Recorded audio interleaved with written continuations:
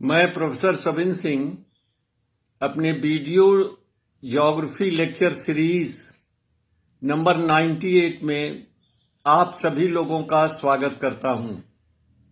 आज हम प्रायद्वीपीय भारत के पश्चिमी घाट पर चर्चा करेंगे। पश्चिमी घाट पर्वतमाला को सह्याद्री पर्वतमाला भी कहते हैं और पश्चिमी घाट पर्वतमाला उत्तर में तापी नदी के मुहाने अर्थात तापी नदी के माउथ से जो गुजरात में स्थित है प्रारंभ होकर दक्षिण में कन्याकुमारी तक 1600 किलोमीटर की लंबाई में फैला हुआ है। The Western Ghat mountain range extends from the mouth of Tapi river in the north in Gujarat to Kanyakumari in the south for a length of 1600 kilometre. Tapi नदी को पहले ताप्ती नदी कहते थे, लेकिन वर्तमान समय में इसका नाम बदल करके तापी नदी कर दिया गया है। पश्चिमी घाट पर्वतमाला को सह्याद्री पर्वतमाला भी कहते हैं। Western Ghat mountain range is also known as Sahyadri mountain range और इसके 3 भाग होते हैं। उत्तरी सह्याद्री पर्वतमाला अर्थात उत्तरी पश्चिमी घाट पर्वतमाला, नंबर 2 मध्यवर्ती सह्याद्री पर्वतमाला middle western Ghat mountain range और तीसरा दक्षिणी सह्याद्री पर्वतमाला southern western Ghat mountain range.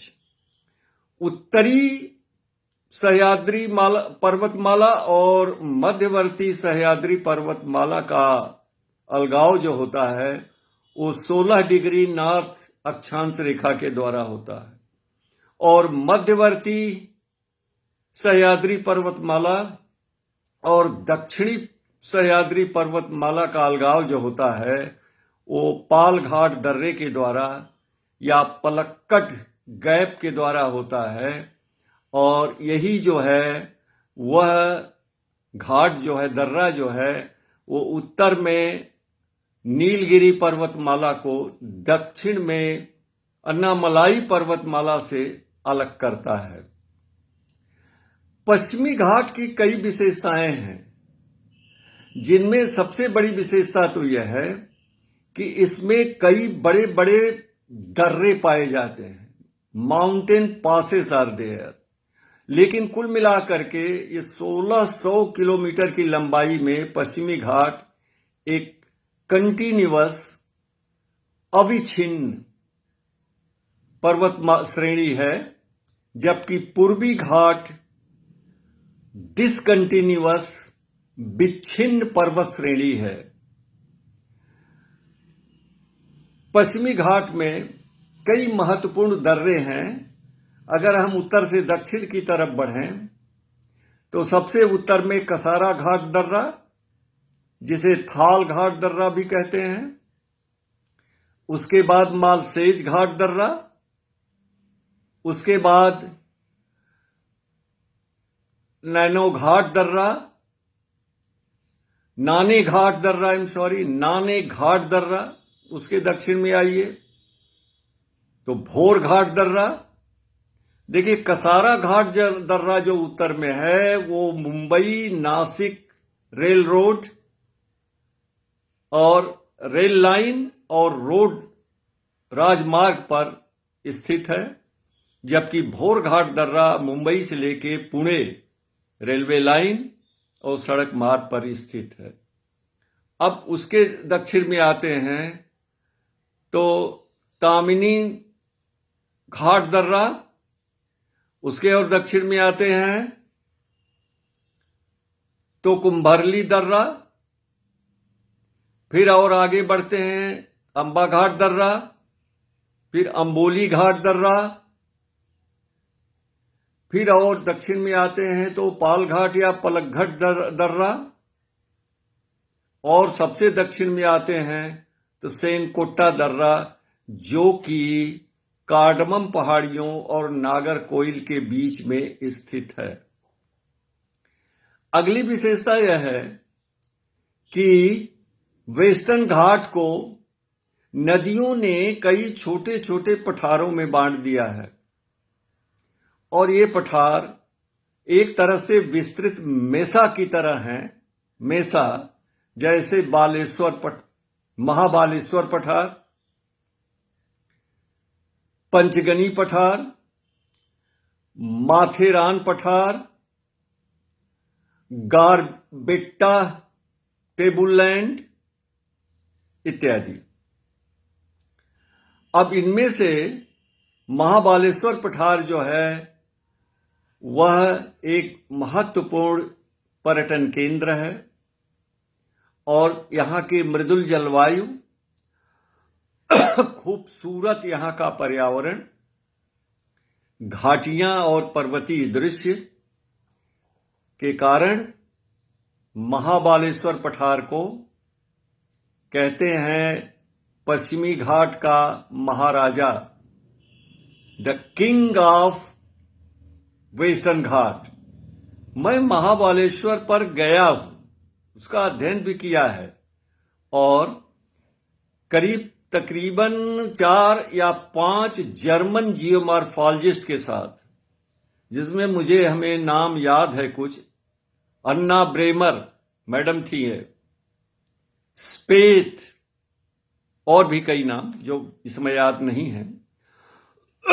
और ये पूरा का पूरा महाबलेश्वर पठार जो है लैटराइट्स का बना हुआ है, यानी जो क्रिटेशियस पीरियड में जो लावा का प्रवाह हुआ था उसका जमाव इस पूरे वेस्टर्न घाट के ऊपर हो गया था, क्योंकि वेस्टर्न घाट तब तक इतना ऊंचा नहीं था, और उसका जो है अपक्षय होने के बाद जो बेसाल्ट थी वो अब लैटराइट में बदल गई।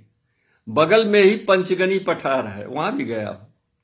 ये छोटा पठार है, ये भी लैटराइट कैप्ट का बना हुआ, चारों तरफ के इसके ढाल जो हैं खड़े स्कार्प स्लोप है, और कगार, चारों तरफ कगारों के फिर नीचे जाने पर रेक्टिलिनियर स्लोप एलिमेंट है, और सबसे नीचे कौन सा है, कॉनकेव एलिमेंट है स्लोप का। ये ढाल के तीनों तत्व वहां पर पाए जाते हैं।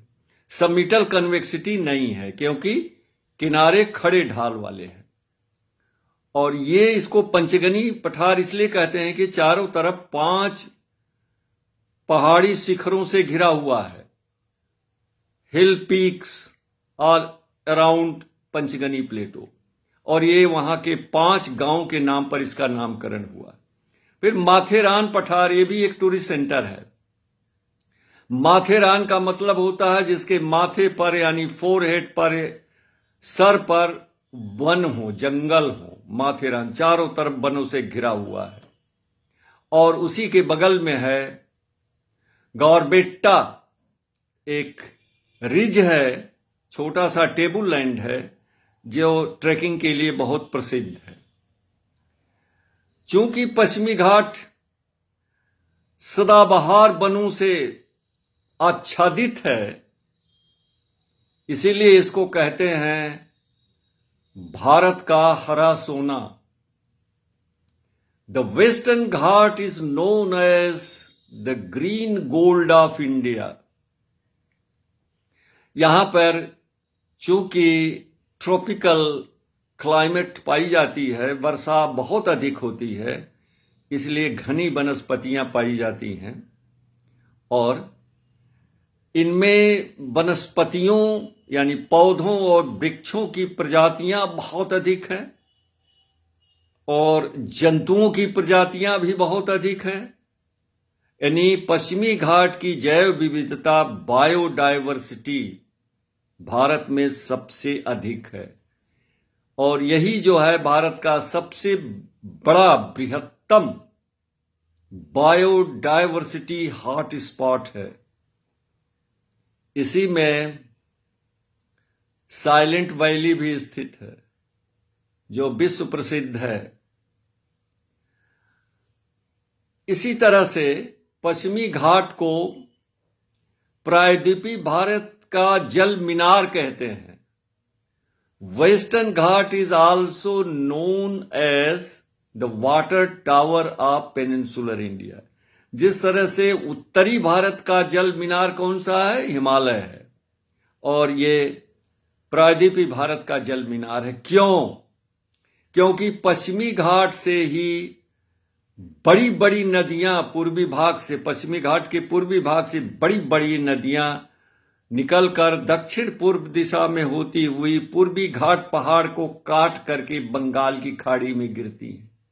जैसे गोदावरी नदी, कृष्णा नदी, कावेरी नदी और इनकी तमाम सहायक नदियां और छोटी नदियां, ये सतत वाहिनी नदियां हैं, पेरिनियल रिवर। क्यों? क्योंकि इनका उद्गम पश्चिमी घाट में स्प्रिंग से, जल स्रोतों से होता है। नदियां, दो ही तरह की नदियां सतत वाहिनी पेरिनियल होती हैं। या तो वो स्नोफेड होती हैं, यानी वो हिम पूरित होती हैं, वो हिमानी से, ग्लेशियर से निकलती हैं, या स्प्रिंग फेड होती हैं, यानी वो जल स्रोत पूरित होती हैं। यही दो तरह की नदियां। इसीलिए जो हिमालय से निकलने वाली सतत वाहिनी नदियां हैं वो क्या हैं? स्नोफेड हैं। और पश्चिमी घाट से निकलने वाली सतत वाहिनी नदियां स्प्रिंग फेड हैं। तो इसलिए इसको, ये पूरा प्रायद्वीपीय भारत को, यानी मतलब मध्य प्रदेश का हिस्सा, दक्षिणी छत्तीसगढ़, ये आपका उड़ीसा, आंध्र प्रदेश, तमिलनाडु, केरल, कर्नाटक, महाराष्ट्र, गोवा इत्यादि को ये जल प्रदान करती हैं सिंचाई के लिए, मनुष्यों को पीने के लिए पानी और जंतुओं के लिए पानी ये प्रदान करती है। इसीलिए इसको हम कहते हैं water tower of peninsular India. तो पश्चिमी घाट जो है, उस जो पर्वतमाला है, वो इसका पश्चिमी ढाल जो है स्टेप्ड है, सोपानाकार है, सीढ़ीदार है, इसीलिए इसको घाट कहते हैं। लेकिन पश्चिमी किनारा इसका खड़ा ढाल है, स्कार्प है, क्योंकि ये ब्लॉक पर्वत का उदाहरण है, क्योंकि इसके और अफ्रीका के बीच का भाग अवतलन हुआ है, एक बृहदाकार रिफ्ट वैली बनी हुई है, जिस कारण खड़ा ढाल है। यही कारण है कि पश्चिमी घाट के पश्चिमी किनारे और तट के बीच की दूरी बहुत कम रह गई है। इसीलिए western coastal plains are much narrower than the eastern coastal plain. लेकिन जो नदियां पश्चिमी किनारे से निकलती हैं वो बहुत तेज प्रवाह वेग वाली होती हैं, फास्ट फ्लोइंग, उनका प्रवाह वेग बहुत अधिक होता है और ऊंचाई से निकलती हैं। यही कारण है कि पश्चिमी घाट के पश्चिमी किनारों पर बहुत ऊंचे ऊंचे जलप्रपातों का निर्माण हुआ है। जैसे श्रावस्ती नदी पर 250 मीटर ऊंचा जोग प्रपात या जिरसप्पा प्रपात है, और वराही नदी जो कि कर्नाटक राज्य के शिमोगा जिले में है, वराही नदी पर भारत का सर्वोच्च जलप्रपात कुंचिकल है, जिसकी ऊंचाई 455 मीटर है। तो इस तरह से अनेक जलप्रपात हैं। केरल में बहुत से जलप्रपात हैं। ये पश्चिमी घाट के पश्चिमी किनारे पर ये है। ये भी नदियां जो हैं जितनी निकलती हैं पश्चिमी किनारे से, वो भी स्प्रिंग फेड है। और देखिए, जो नदी रेन फेड होती है, यानी वर्षा जल पूरित होती है, वो सीजनल होती है, मौसमी। जब वर्षा होगी तो उसमें पानी आ जाएगा, जब वर्षा नहीं होगी तो उसमें पानी नहीं आएगा। तो पश्चिमी घाट पर्वत जो माला एक कंटिन्यूअस पर्वतमाला है, जबकि पूर्वी घाट पर्वतमाला डिसकंटिन्यूअस पर्वतमाला है। पश्चिमी घाट में देखा बहुत ढेर सारे जो है अनेकों पहाड़ी दर्रे हैं, जबकि पूर्वी घाट में दर्रे नहीं बल्कि बड़े बड़े गैप हैं। से महानदी, कृष्णा नदी, गोदावरी नदी, कावेरी नदी, इन नदियों ने पूर्वी घाट को काट करके चौड़े चौड़े गैप बना के प्रवाहित होती बंगाल की खाड़ी में गिरती। एक और यहां पर अंतर हम स्पष्ट कर देना चाहेंगे कि पश्चिमी तट के सहारे डेल्टा नहीं मिलते हैं। केवल दो महत्वपूर्ण एस्चुअरीज हैं, वो तापी एस्चुअरी है और नर्मदा नदी की एस्चुअरी है। जबकि पूर्वी तटीय प्रदेश में यानी पूर्वी घाट के पूरब में तटीय प्रदेश में बहुत बड़े बड़े डेल्टा पाए जाते हैं। गंगा का सुंदरबन डेल्टा, महानदी का triple delta, Godavari delta, Krishna delta, Kaveri delta. क्यों ऐसा है? कारण इसका है कि पश्चिमी घाट से निकलने वाली जो नदियां हैं उनकी लंबाई बहुत कम होती है, इसलिए अपने साथ बहुत ज्यादा सेडिमेंट्स नहीं ला पाती हैं। जबकि पश्चिमी घाट के पूर्वी ढाल से निकलने वाली नदियां जैसे गोदावरी है, कृष्णा, कावेरी है इत्यादि, वो बहुत लंबी यात्रा तय करती हैं और इस बीच में अपर्दन के द्वारा ढेर सारा अवसाद प्राप्त कर लेती हैं, इसलिए वहां पर वो डेल्टा बनाती हैं। आज मैंने एक प्रश्न पूछा दिया था कि भारत के तटीय राज्यों में से किस राज्य की तट रेखा सबसे ज्यादा कटी फटी है। इसमें लोगों ने ज्यादातर जो उत्तर दिया है वो दो वर्गों में बांटते हैं। आधे से ज्यादा लोगों ने गुजरात को बताया है और खास करके बंगाल के हमारे मित्र जो हैं पश्चिम बंगाल के, उन्होंने बंगाल वो जो गंगा डेल्टा को बताया है, यानी पश्चिमी बंगाल के तट को बताया है। लेकिन एक सज्जन ने बताया कि जिसकी तटरेखा जितनी लंबी भी होगी वही उतनी कटी फटी होगी। ये कोई आधार सही नहीं है। कटी फटी तटरेखा का आधार उसकी लंबाई नहीं होता है। इस कारण वो लंबे हो सकते हैं लेकिन ये खास उसकी नहीं है, क्योंकि सबसे ज्यादा ब्रोकन जो कोस्ट लाइन है वो पश्चिम बंगाल की तटरेखा की है, उसके बाद केरल की है जहां पर कई अनेकों कयाल जिसको लैगून कहते हैं, दर्जनों जो लैगून हैं वो तट के सहारे स्थित हैं, जिससे उसमें काफी और तमाम इनलेट हैं, टाइडल इनलेट है, प्रवेश द्वार बने हुए हैं, टाइडल इनलेट्स बने हुए हैं, बैक वाटर्स हैं। नमस्कार जी।